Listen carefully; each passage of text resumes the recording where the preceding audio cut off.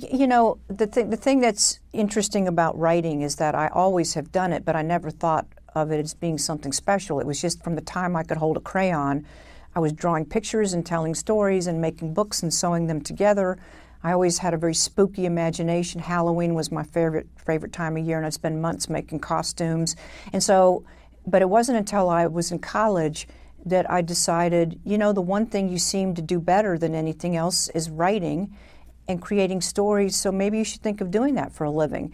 And so after college, I went straight into journalism, and I always tell anybody who wants to write that journalism is a wonderful preparation because it teaches you to ask questions, it teaches you to answer them, and to try to look at the world with a different perspective than maybe the person next to you have, because that's how we come up with our stories. So that is how I got started in the life of crime, you might say, because they assigned me the police beat at the Charlotte Observer, where I was working. And that's when I got really interested in why do these things happen? How do they investigate them? What happens to the body when it's removed from the crime scene? Where does it go? What does it have to say? And that began me on my journey of becoming a real student of all this. But it wasn't an overnight success. I wrote a number of crime novels that were rejected.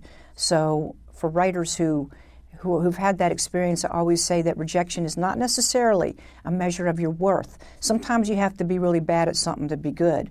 So I had to go through my trial and error period.